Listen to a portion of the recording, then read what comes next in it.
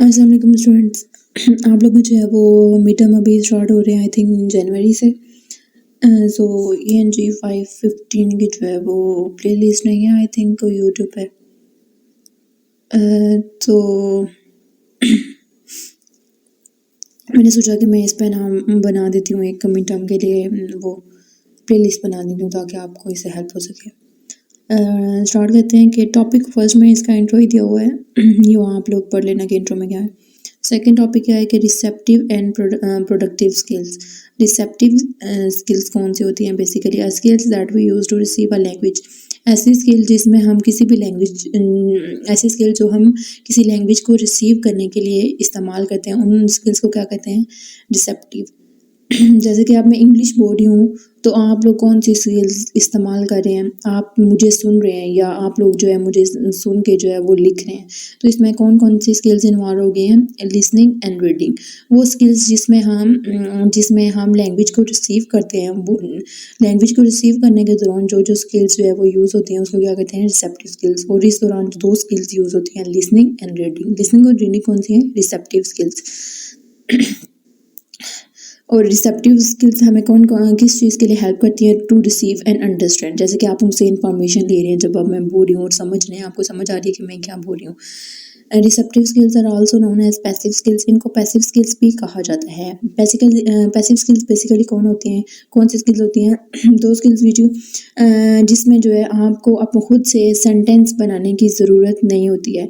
Trying to make sense. अब आप क्या करते हैं कि जो आप सुन रहे हैं और जो आप रीड कर रहे हैं, आप उसको समझने की कोशिश करते हैं, आप उसको समझते हैं कि क्या लिखा हुआ है, आप उस इन्फॉर्मेशन को पिक करते हैं। जैसे कि ऊपर लिखा हुआ है कि रिसेप्टिव स्किल्स में हम क्या करते हैं? To receive and understand. जो इन्फॉर्मेशन हमें दी जा रही है उसको रिसीव करते हैं और अंडरस्टैंड करते हैं।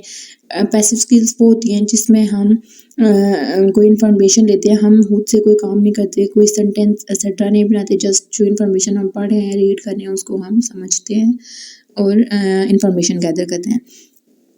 एग्जाम्पल क्या है कि begin with understanding of new item.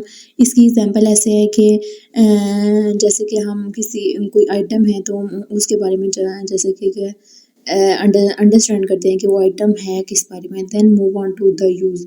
फिर हम जो है उसको यूज़ करने के बारे में यूज़ करते हैं कि अगर कोई भी आइटम है तो हम उसके बारे में जानते हैं कि ये है क्या, कौन सा आइटम है, कैसे यूज़ होता है, ये किस चीज़ के लिए जो है वो हमें क्या बेनिफिट देगा। पहले हम उसकी अंडरस्टैंडिंग करते हैं और देन हम उसके यूज़ की तरफ बढ़ते हैं। रिसेप्टिव स्किल भी सेम लाइक है, वैसे ही है कि हम टू रिसीव इंफॉर्मेशन, पहले इंफॉर्मेशन को आप ले रहे हैं और फिर उसको समझ रहे हैं।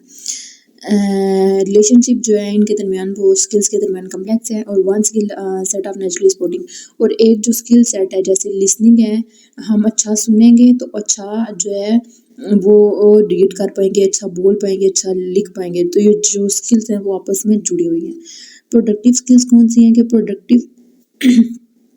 प्रोडक्टिव स्किल्स वो होती हैं जिसमें हम लैंग्वेज को एक्सप्रेस करते हैं। रिसेप्टिव में हम क्या कर रहे थे कि लैंग्वेज को रिसीव कर रहे थे, इसमें लैंग्वेज को एक्सप्रेस करते हैं, ये इसका ऑपोजिट है। प्रोडक्टिव स्किल्स है more difficult and slower to develop. Productive skills more difficult होती हैं थोड़ी रिसेप्टिव से, और स्लोअर इसमें जो है ग्रेजुअली हम प्रोग्रेस बनाते हैं और आहिस्ता आहिस्ता जो है चीज़ों को डेवलप करते हैं। रिसेप्टिव स्किल्स बेसिकली आसान होती है, किसी चीज़ को सुन लेना, किसी चीज़ को पढ़ लेना बेसिकली आसान होता है, लेकिन बोलना और लिखना जो है वो उससे थोड़ा डिफिकल्ट है। प्रोडक्टिव स्किल बेसिकली है क्या है कि लैंग्वेज को एक्सप्रेस करना। लैंग्वेज को हम कैसे एक्सप्रेस करते हैं? जैसे कि इंग्लिश लैंग्वेज है तो हम इसको कैसे एक्सप्रेस करेंगे? कि बोलेंगे और लिख के। जैसे कि अब मैं बोल रही हूँ तो मैं क्या कर रही हूँ? प्रोडक्टिव स्किल जो है वो यूज़ कर रही हूँ और आप क्या करेंगे? रिसेप्टिव स्किल्स यूज़ कर रहे हैं। Known as active skills. इनको एक्टिव स्किल्स कहा जाता है। और एक्टिव स्किल्स कौन सी होती हैं? Active skill is a skill, इसमें जो है हमें कोई जो है वो एक्शन चाहिए होता है, उसके नतीजे में हम जो है वो प्रोडक्टिव स्किल्स देते हैं। जैसा कि मैं अगर आपको सुनूंगी तो फिर मैं लिखूंगी, या आप अगर मुझे सुन रहे हैं, मैं आपको जो है वो कोई एक्शन दे रही हूँ, अगर आप मुझे सुन रहे हैं तो फिर आप आगे लिख रहे हैं। मैं प्रोडक्टिव स्किल यूज़ कर रही हूँ और आप रिसेप्टिव यूज़ करें। अगर कोई एक्शन होगा तो कोई ट्रिगर करेगा, कोई चीज़ इफेक्ट करेगी तो उसके नतीजे में जो है प्रोडक्टिव स्किल होगी। और ये जो प्रोडक्टिव स्किल होती हैं ये बेसिकली परमानेंट होती हैं। ये जो 4 हैं, listening, reading, speaking and writing, ये इन चारों के जो कंपोनेंट्स हैं ये आपस में क्या है, 4 आर इंटररिलेटेड, आपस में जुड़े हुए हैं। रीडिंग हैज़ ग्रेटेस्ट इम्पैक्ट, जो रिसेप्टिव का जो है रीडिंग का कंपोनेंट है वो रिप्रोडक्टिव पे जो है ग्रेटेस्ट इम्पैक्ट रखता है, क्योंकि हम अच्छा रीड कर पाएंगे तो अच्छा लिख पाएंगे और अच्छा बोल पाएंगे। Connection between reading and writing is strong, जो रीडिंग और राइटिंग के दरमियान है वो कनेक्शन बहुत स्ट्रॉन्ग है, क्योंकि जब आप अच्छा सुनते हैं, अच्छा लिखते हैं तो तभी आप अच्छा राइट कर सकते हैं। ये था हमारा वन टॉपिक। टॉपिक 2 हमारा थर्ड टॉपिक क्या है कि 4 strand of language teaching. Language teaching का जो है हम 4 स्ट्रैंड्स पढ़ेंगे, 4 जो है उसके कंपोनेंट्स पढ़ेंगे। पहला क्या है कि मीनिंग फोकस्ड इनपुट, सेकंड है meaning focused output, language focused learning और fluency development. Meaning focused input की यहाँ पे डिफाइन तो नहीं लिखी हुई, 2 पॉइंट्स लिखे हुए हैं, लेकिन मैं आपको बता देती हूँ कि मीनिंग फोकस्ड इनपुट बेसिकली है क्या। मीनिंग फोकस्ड इनपुट हम उस चीज़ को कहते हैं कि जो चीज़ हम जो है वो लेते हैं, जैसे कि हम कोई भी चीज़ कोई चीज़ जो हम ले रहे हैं, लैंग्वेज में हम इस इनपुट को कैसे लेंगे कि हम लैंग्वेज में कोई चीज़ इंफॉर्मेशन कैसे लेते हैं, किसी चीज़ को सुन के, किसी चीज़ को पढ़ के, like listening and reading. Language focus input का मतलब है कि इंफॉर्मेशन लिसनिंग और रीडिंग के वे के ज़रिए जो है लेना, और इसमें जो है हम जब हम कोई चीज़ पढ़ते हैं या सुनते हैं तो इसमें हमारा फोकस किस चीज़ पे होता है, उस चीज़ को कम्प्रीहेंड करने पे, उस चीज़ की कम्प्रीहेंशन पे, कि हमने जो चीज़ जो है पढ़ी है उसका मतलब क्या है और इसका मीन क्या है। रीडिंग फॉर पर्पसेस, ये मीनिंग फोकस इनपुट को हम किस चीज़ के लिए इस्तेमाल करते हैं, डिफरेंट पर्पसेस के लिए। टू सर्च फॉर इंफॉर्मेशन, जब हमें कोई इंफॉर्मेशन चाहिए होता है, एंड टू लर्न, कोई चीज़ सीखने के लिए। टू इंटीग्रेट, कोई चीज़ कम्युनिकेट करने के लिए किसी से। टू क्राइटिक कमेंट करने के लिए, क्रिटिसिज्म के लिए, या किसी भी चीज़ को स्टडी करने के लिए। एंड्रॉयड, या फिर कोई चीज़ लिखने के लिए हम ये जो है मीनिंग फोकस्ड इनपुट को करते हैं यूज़। सेकंड है कि मीनिंग फोकस्ड आउटपुट क्या है। आउटपुट बेसिकली क्या चीज़ होती है कि जो चीज़ हम देते हैं, लैंग्वेज में हम इसको इस तरह लेंगे कि हम लैंग्वेज में हम इंफॉर्मेशन कैसे देते हैं, बोल के एंड लिख के, speaking and writing. Meaning focus in output क्या हुआ कि हम जब इंफॉर्मेशन देंगे स्पीकिंग और राइटिंग के ज़रिए। सही हो गया। और ये जो है reading related to other skills, ये दोनों, ये रीडिंग जो है वो स्पीकिंग एंड राइटिंग, ये जो है दूसरी चीज़ों से भी इंटर रिलेट हुई है, क्योंकि जब हम अच्छा जो है सुन सकेंगे, अच्छा जो है बोल सकेंगे, तब ही हम अच्छा लिख सकेंगे। Course should involve listening, speaking and writing activities related to reading. Course में जो है वो ये चारों एक्टिविटीज़ होनी चाहिए किसी भी स्टूडेंट्स की समझ के लिए। CMOC 1993 में का। ओके। थर्ड वन है कि language focus learning. Language focus learning वो होती है कि जिसमें हम जो है वो लैंग्वेज टेक्स्ट के जो है स्ट्रक्चर पर उसकी जो है वो ट्रेनिंग, लाइक उसके लैंग्वेज के जो है फीचर्स पर फोर्ट करते हैं। लैंग्वेज के फीचर क्या होते हैं कि एक लैंग्वेज की स्पेलिंग कैसी है, लैंग्वेज की हम प्रोनाउंस कैसे कर रहे हैं, एक लैंग्वेज की वोकैबुलरी कैसी है, multi word units, grammar and discourse, और हम उसके जो है वो डिस्कोर्स एक्सेट्रा सारी चीज़ें जो है वो स्टडी करते हैं। इसमें हम इसके लैंग्वेज के फीचर्स पर को जो है वो उस पर अटेंशन देते हैं। Language focused learning, spelling, pronunciation, vocabulary, multi word units and grammar.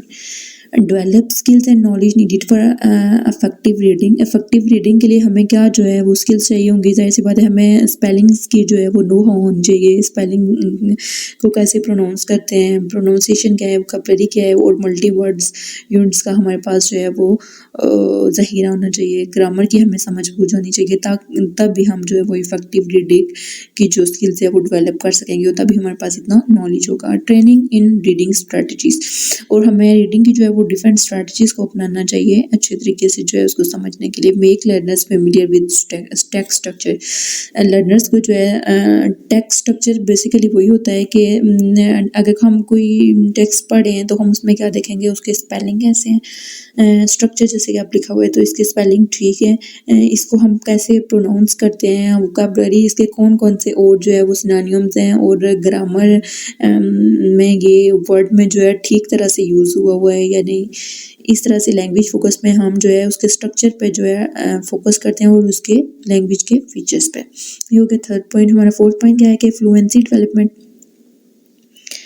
Fluency development में हम क्या करते हैं कि helps the learner to make the best of word. इसमें जो है language focused input, language focus output और फ्लुएंसी, इसमें जो है हम जो सुनते हैं, जो पढ़ते हैं, जो बोलते हैं, जो देते हैं और उसके मीनिंग, इस सब में जो है वो जो ऊपर वाले 3 पॉइंट्स हैं वो फ्लुएंसी में आ जाते हैं। इसमें जो है बंदा एक्यूरेट तरीके से जो है वो, और फ्लुएंसी डेवलपमेंट में जो है एक लर्नर को इस काबिल बनाती है कि वो एक टेक्स्ट को जो है अच्छे से पढ़ सके, और या जो चीज़ उसने पढ़ी है जो भी वो उसको अच्छे से पढ़ सके और उसके मीनिंग को बेसिकली समझ सके।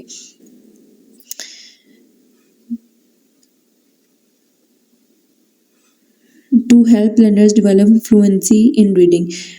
फ्लुएंसी डेवलपमेंट बेसिकली क्या करता है कि लर्नर्स को जो है रीडिंग में जो है वो फ्लुएंसी जो है पैदा करने की सलाहियत देता है। फेमिलियर मटेरियल्स, ये इस फ्लुएंसी में आके जो है बंदा ऊपर वाले चारों जैसे रीडिंग, लिसनिंग, स्पीकिंग, वर्ड के फीचर्स, ग्रामर, उन सब से जो है फेमिलियर हो जाता है। Speed reading in word recognition and motivation इसमें जो है ऊपर वाले जब इंसान को जब समझ आएगा, जो ऐसी बात है उसके लिए नेक्स्ट चीज़ को समझना जो है वो इजी होगा। असेस टू इंटरेस्टिंग टेक्स्ट, इसमें जो है वो आप सुन सकते हैं। Listening to a recorded story, fluency में आप रिकॉर्डेड स्टोरी को सुन सकते हैं। होप सो आपको समझ आ गई होगी। हमारा टॉपिक नंबर 4 क्या है कि व्हाट इज़ रीडिंग। रीडिंग के लिए आप बेसिकली क्या है रीडिंग। रीडिंग ये जो हम लोग पढ़ते हैं, किसी भी चीज़ को देखकर पढ़ना बेसिकली क्या होता है रीडिंग। लेकिन लिंग्विस्टिक में इसका मीनिंग दूसरी तरह से लिया जाएगा। रीडिंग में क्या होता है कि it is a conscious and unconscious thinking process. ये जो है कॉन्शियस कैसे है कि जिसमें हमें पता होता है कि हम क्या सोच रहे हैं, हम क्या पढ़ रहे हैं।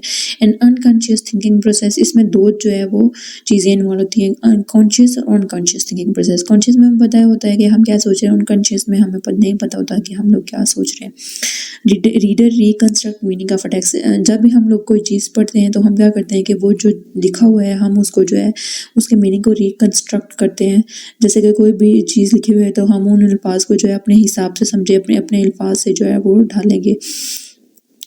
ये कैसे होता है कि it is done by comparing text with pair knowledge. और ऐसा हम क्यों करते हैं कि हमारे पास जो उस चीज़ के लिहाज से, उससे उस वर्ड के लिहाज से जो भी इंफॉर्मेशन दी है उसके लिहाज से हमारा जो पिछला पुराना नॉलेज होता है, जो हमारे पास नॉलेज होता है उसके साथ कंपेयर करके हम ऐसा करते हैं।